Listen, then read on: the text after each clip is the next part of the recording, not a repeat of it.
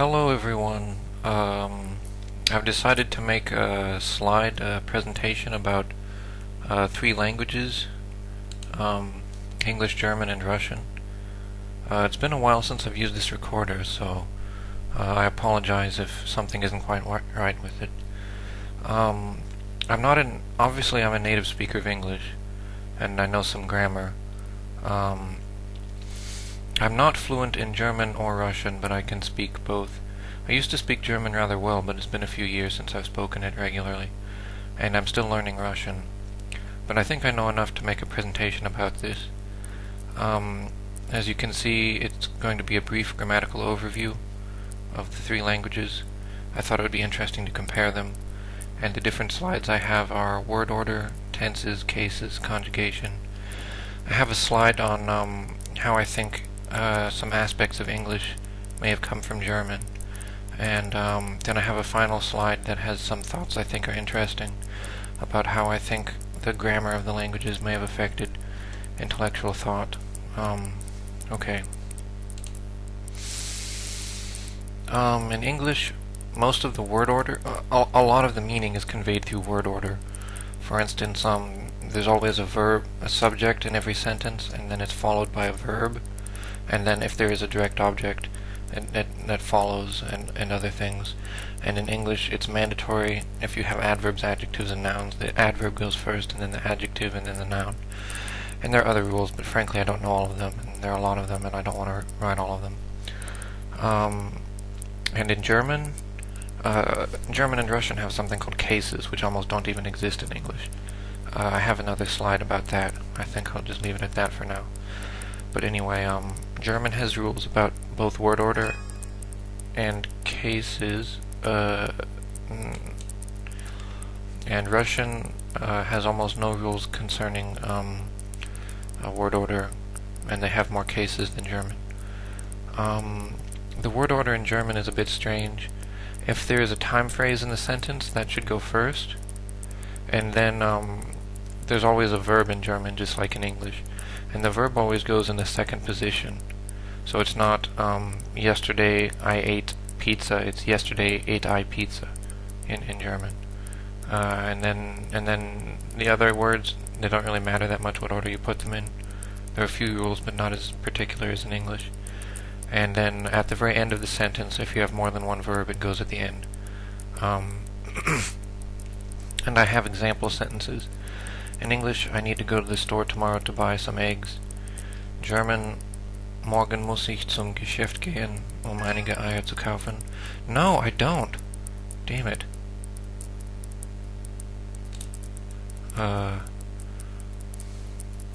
And Russian is Завтра мне будет нужно сходить в магазин, чтобы купить яйца. And I'm afraid I might have made a mistake in Russian. I'm not sure. If I have, I guess a Russian speaker can correct me. And I'll translate these examples word for word in English. Tomorrow, or morgen, must I to the store go in order some eggs to buy.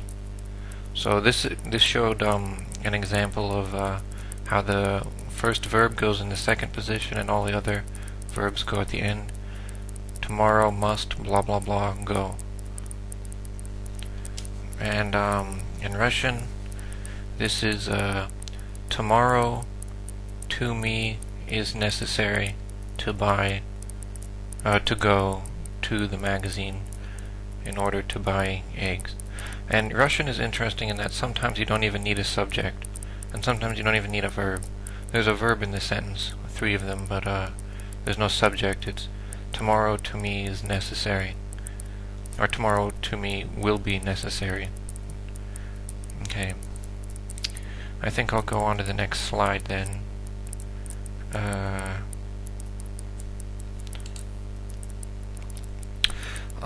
Tenses are obviously they're the time. Probably at school you learned that English has 3 tenses: past, future, and present. Actually, technically we have 12, which is a lot compared to most other languages. I wrote all 12 of them here. You can read them. he ate, he eats, he will eat, and all of these things. And they have very particular, some of these ones at the end, I guess all of them, they have very particular circumstances in which you use them. Now, English actually came from German. A long time ago they used to be the same languages.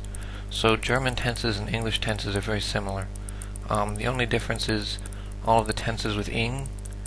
German doesn't have those. English created these tenses somehow in the past couple hundred, maybe 1,000 years. I'm not really sure how it happened. I have a guess. I'll explain it in the next slide, but you can see German is closely related to English, so 1, 2, the numbers match up pretty well. And then because German doesn't have any ing verbs, they also use the same 3 verbs for those, so you can see the German tenses match up pretty well. 1, 2, 3, 1, 2, 3, 4, 5, 6, 4, 5, 6. Russian is a very different language than German, so the match between Russian and English really isn't that good. And this is a very rough match. He ate will not always translate to on payel, and so on, but I think in general this is how it'll translate. And Russian technically only has 3 tenses, but they have a different grammatical construct which doesn't exist in English, which gives them effectively 5 tenses. Every Russian verb actually comes in pairs. One pair, in this case jest, which is eat obviously, it means a repeated action or an ongoing action.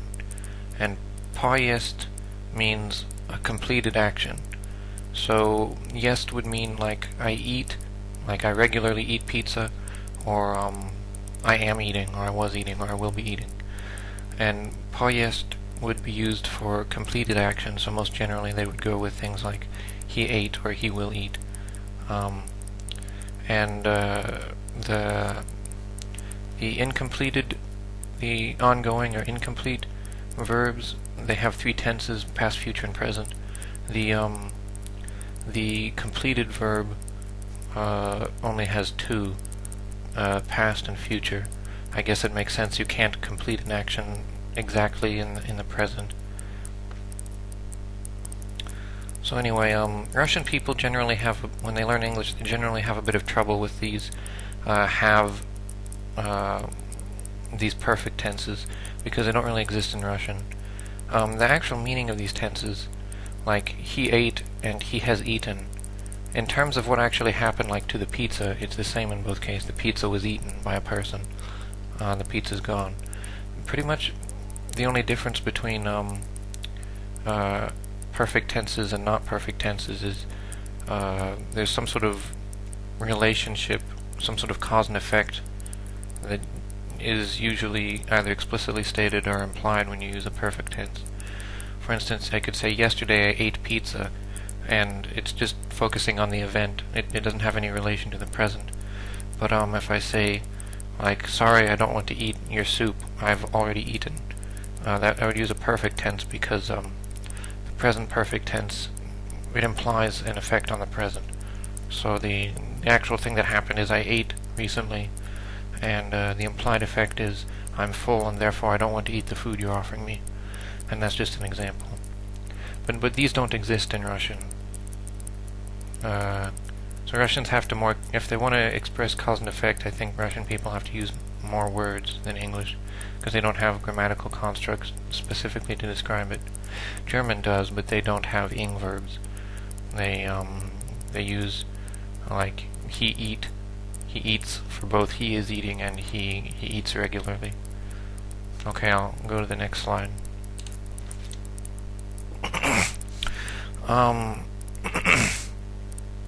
Now, because German and Russian, the word order is less particular in these languages, they have something which almost doesn't even exist in English,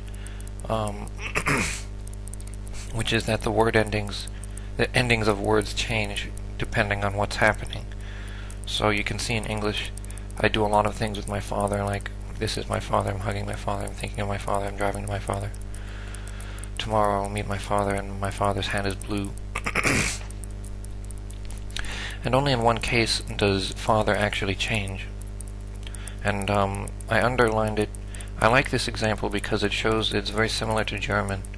I think this S in English is actually kind of a vestigial.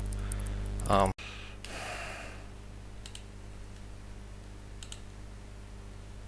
so, my recorder has a 10-minute time limit, so I got cut off.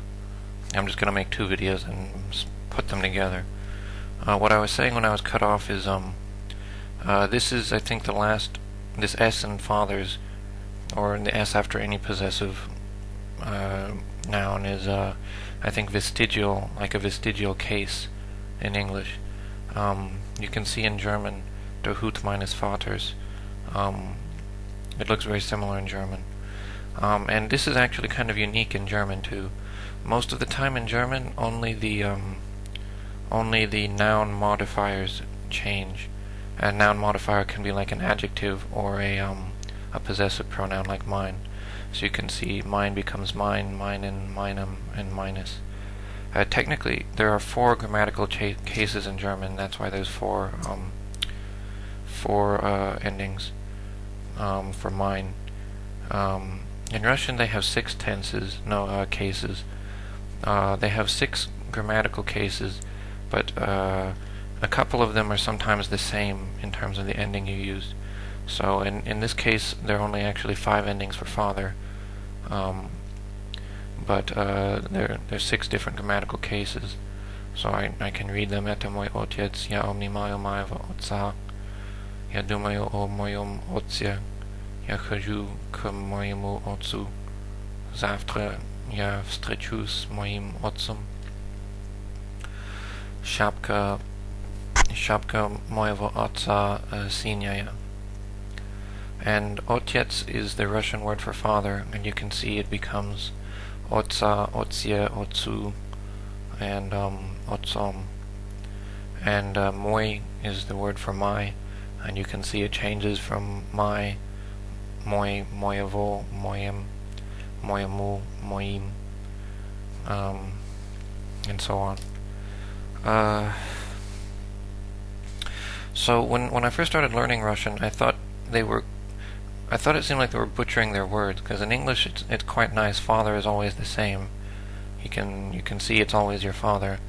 It did seem like somehow father was changing in Russian. I didn't like it when I first started learning. I'm used to it now, but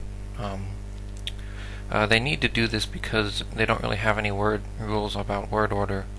So this is how they convey a lot of their meaning.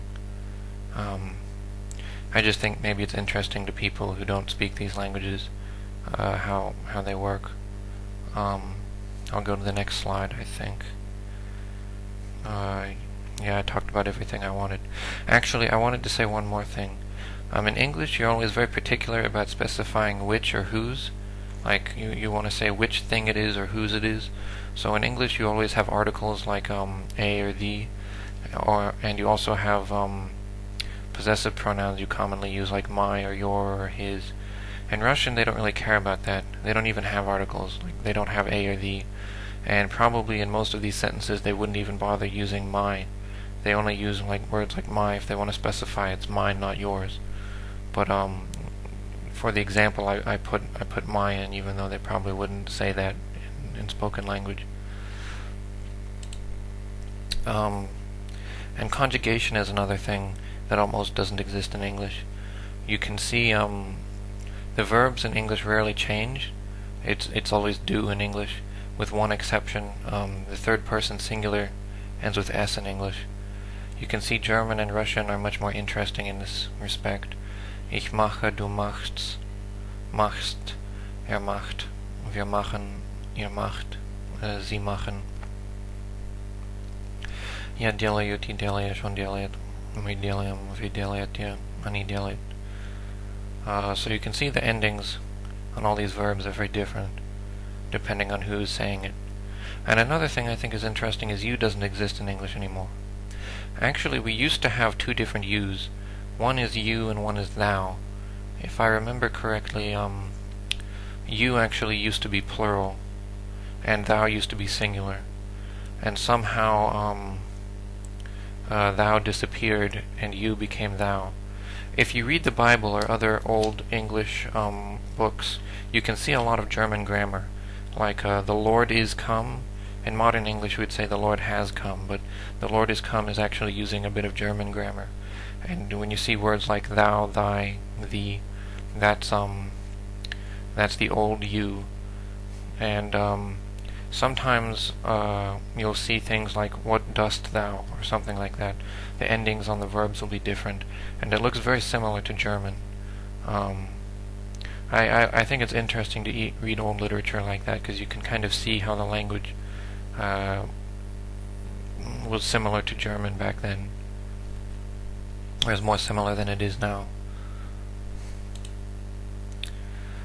I'm going to do a really brief overview of how English evolved, and then I'll talk about what's over here.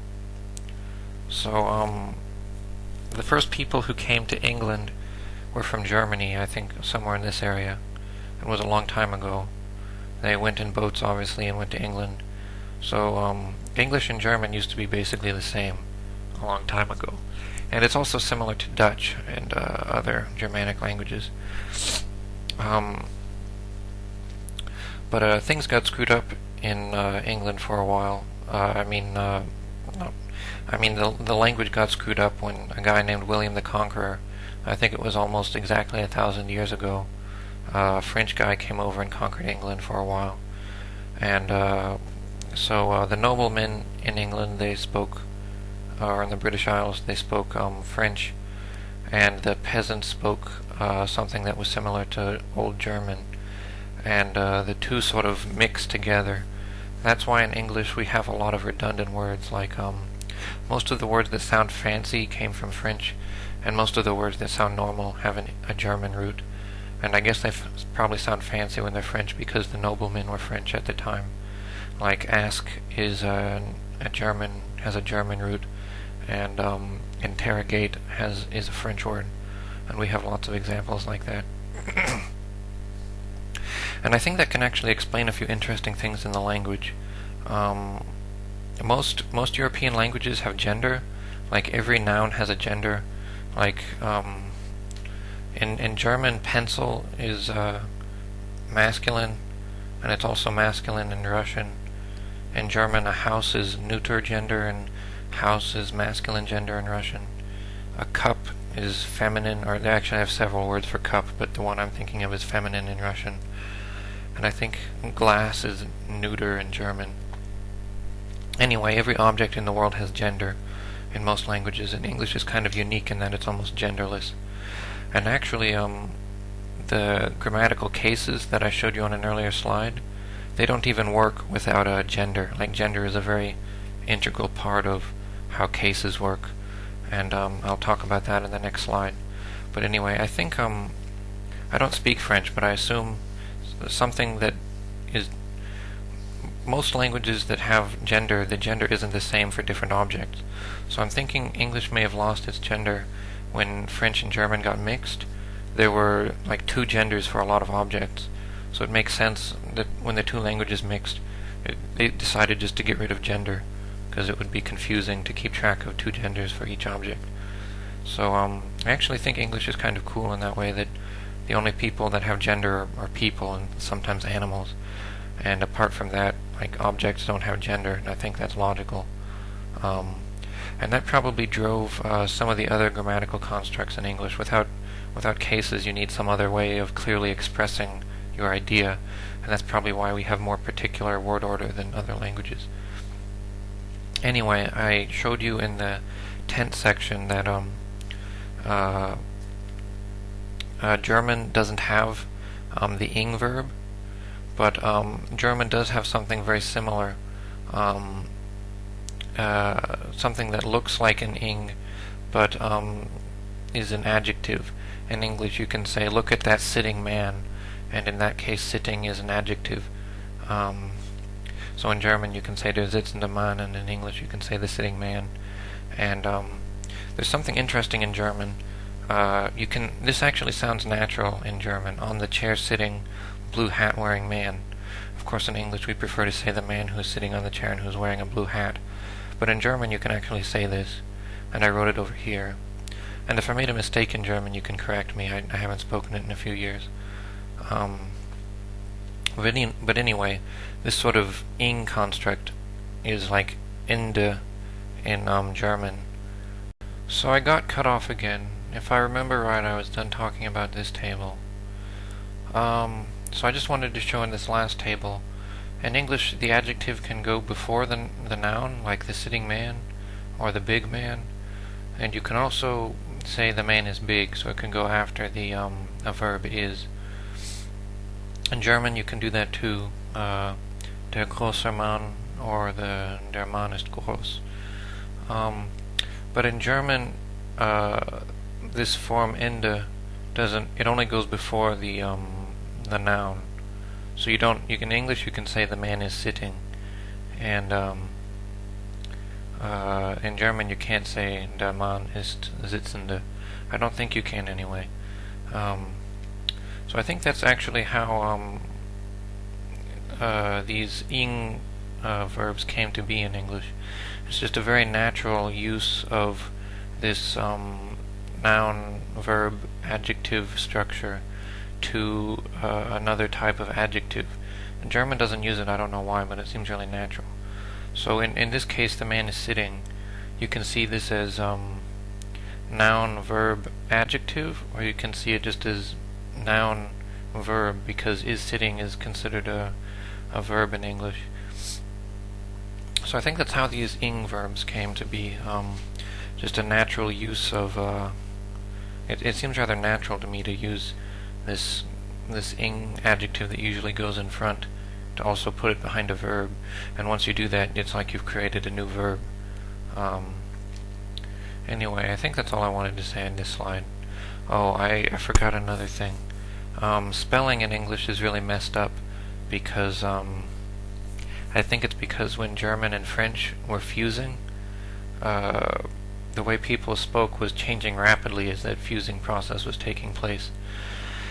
And English spelling was standardized during a period of rapid change, so the spelling in English was out of date only 100 years after it had been standardized, and then it stayed out of date for the next 300 years, and we haven't bothered to standardize the spelling again since then.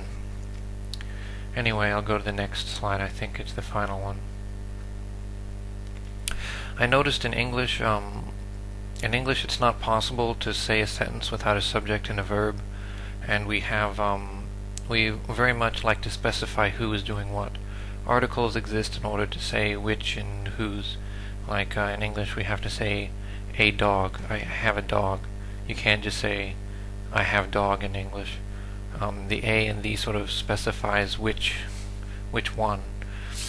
So English, and we also have these perfect tenses that use have, that are built around cause and effect. So in English, it's very focused on saying who did what to who, and it seems very natural to us as native English speakers. But I noticed in Russian it doesn't work that way at all. Russian doesn't even have articles. They don't have words like a, so you just say by me dog in Russian. And in Russian, it isn't always necessary to have a subject and a verb. So I have some simple phrases in English: I am cold and I have a dog, and then in Russian. And the direct translation from Russian to English is to me coldly and by me dog. So you can see there's neither a subject or a verb in either of these phrases. And I think that's actually logic. It makes sort of logical sense. Like, I am cold is a state of being. I'm not actually doing anything when I'm cold. I'm just sort of experiencing a feeling. So I think it makes sense that in Russian that there's no verb, because nothing is actually happening in this sentence. In English, I guess it's a bit strange. Grammatically, I am doing something when I'm cold. I am cold.